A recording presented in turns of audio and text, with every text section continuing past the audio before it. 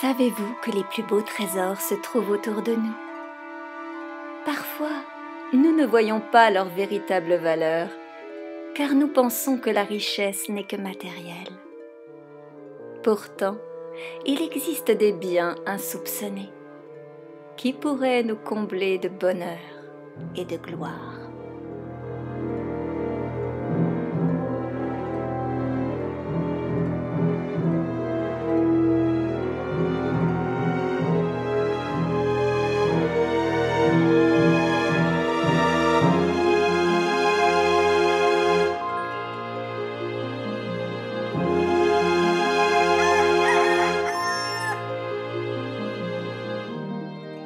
Un meunier ne laissa pour tout bien à 3 enfants qu'il avait que son moulin, son âne et son chat. Les partages furent bientôt faits. Ni le notaire, ni le procureur n'y furent point appelés. Ils auraient eu bientôt mangé tout le pauvre patrimoine. L'aîné eut le moulin, le second eut l'âne, et le plus jeune n'eut que le chat. Ce dernier ne pouvait se consoler d'avoir un si pauvre lot. « Mes frères, disait-il, pourront gagner leur vie honnêtement en se mettant ensemble. Pour moi, lorsque j'aurai mangé mon chat et que je me serai fait un manchon de sa peau, il faudra que je meure de faim. » « Quoi, moi, le chat, mangé par mon maître? Quelle atrocité! Il va falloir éduquer cette main et trouver la solution immédiate pour me sortir de cette affaire. » « Ne vous affligez point, mon maître. Vous n'avez qu'à me donner un sac et me faire une pelle de bottes pour aller dans les broussailles, et vous verrez que vous n'êtes pas si mal partagé comme vous le croyez. »« Quoi? Mon chat parle ?» dit le maître.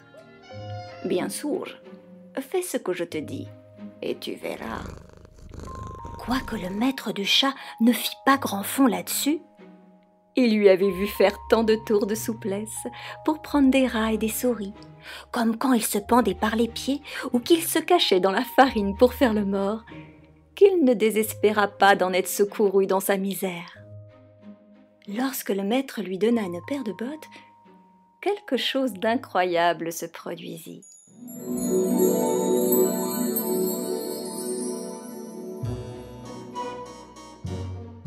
« Bonjour. Je suis le chat, botté, rusé et endiablé.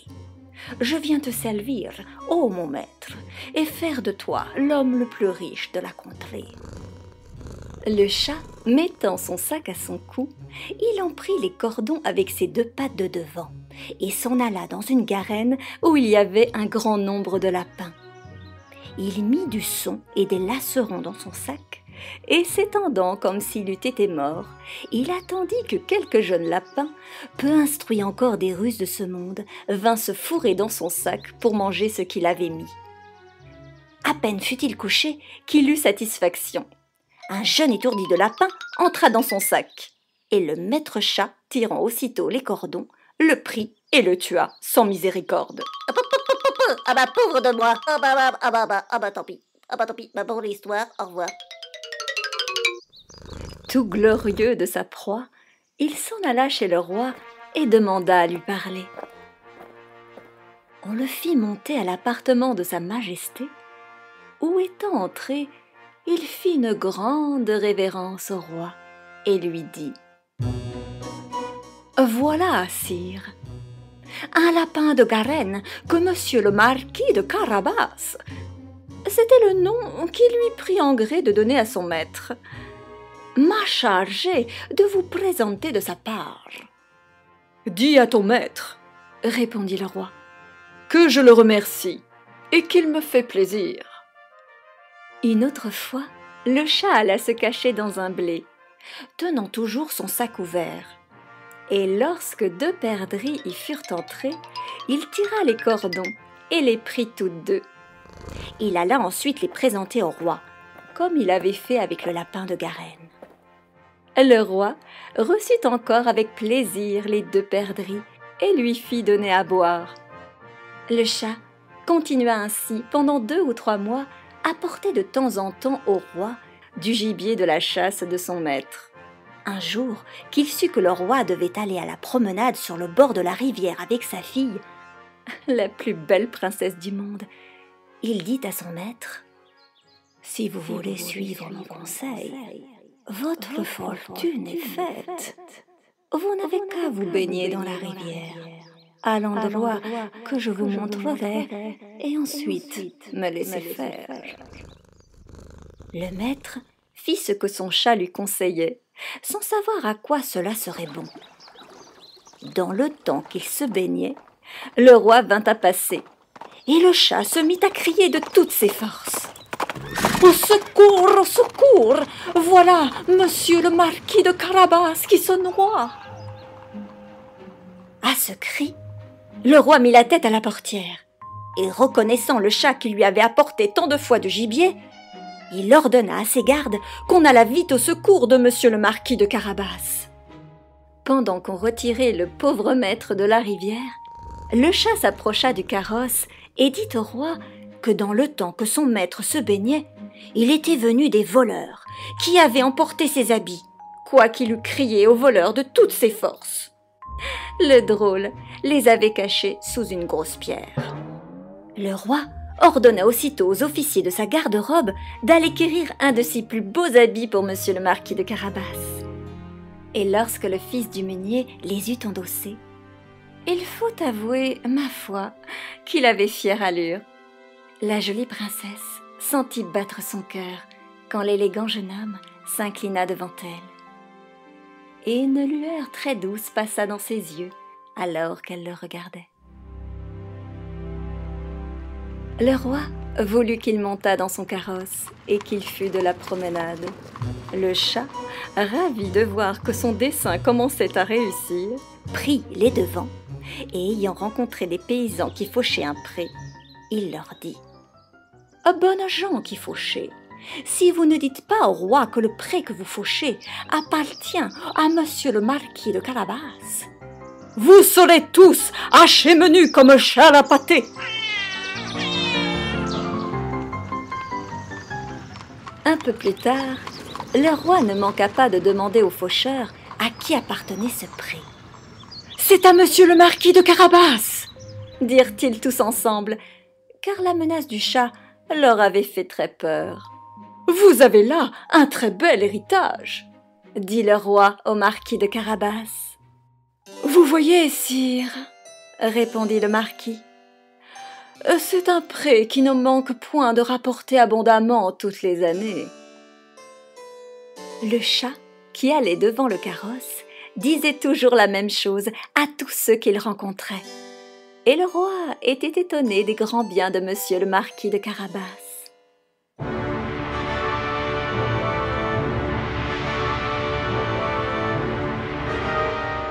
Quelque temps après, le maître chat arriva enfin devant un magnifique château, dont le maître était un ogre, le plus riche qu'on eût jamais vu, car toutes les terres par où le roi était passé étaient de la dépendance de ce château. Le chat, qui eut soin de s'informer qui était cet ogre et ce qu'il savait faire, demanda à lui parler, disant qu'il n'avait pas voulu passer si près de son château sans avoir eu l'honneur de lui faire la révérence. L'ogre le reçut aussi civilement que le peut un ogre et le fit reposer. « On m'a assuré, dit le chat, que vous aviez le don de vous changer en toutes sortes d'animaux, que vous pouviez par exemple vous transformer en lion, en éléphant. »« Cela est vrai, répondit l'ogre brusquement, et pour vous le montrer, je vais devenir un lion. »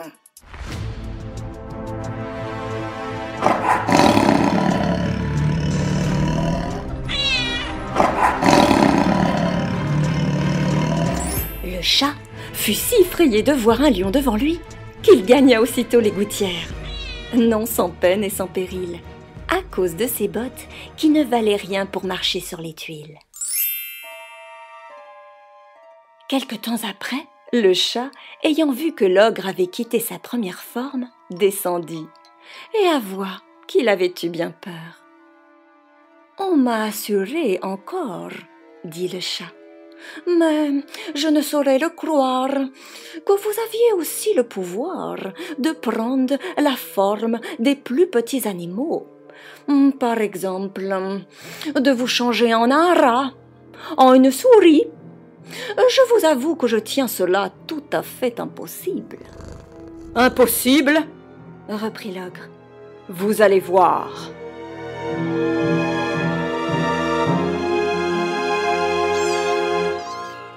Et en même temps, il se changea en souris, qui se mit à courir sur le plancher. Le chat ne l'eut pas plus tôt aperçu qu'il se jeta dessus et la mangea.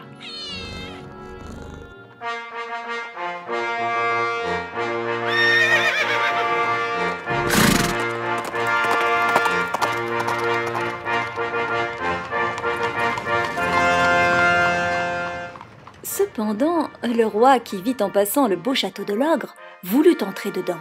Le chat, qui entendit le bruit du carrosse qui passait sur le pont-levis, courut au-devant et dit au roi : « Que votre majesté soit la bienvenue dans le château de monsieur le marquis de Carabas. »« Comment, monsieur le marquis ?» s'écria le roi. « Ce château est encore à vous. Il ne se peut rien de plus beau que cette cour et que tous ces bâtiments qui l'environnent. Voyons-les dedans, s'il vous plaît. » Le marquis donna la main à la jeune princesse et, suivant le roi qui montait le premier, ils entrèrent dans une grande salle où ils trouvèrent une magnifique collation que l'ogre avait fait préparer pour ses amis, qui devaient venir le voir ce jour-là, mais qui n'avaient pas osé entrer, sachant que le roi était là. Le roi, charmé des bonnes qualités de monsieur le marquis de Carabas, de même que sa fille qui en était folle, et voyant les grands biens qu'il possédait, lui dit, après avoir bu 5 ou 6 coupes, « Il ne tiendra qu'à vous, monsieur le marquis, que vous ne soyez mon gendre. » Le marquis, faisant de grandes révérences, accepta l'honneur que lui faisait le roi, et dès le jour même, il épousa la princesse.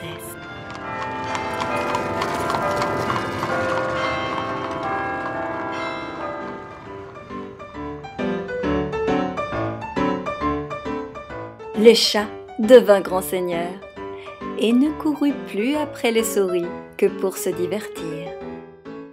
Mao, nous les chats, nous avons un pouvoir que tu ne peux même pas soupçonner.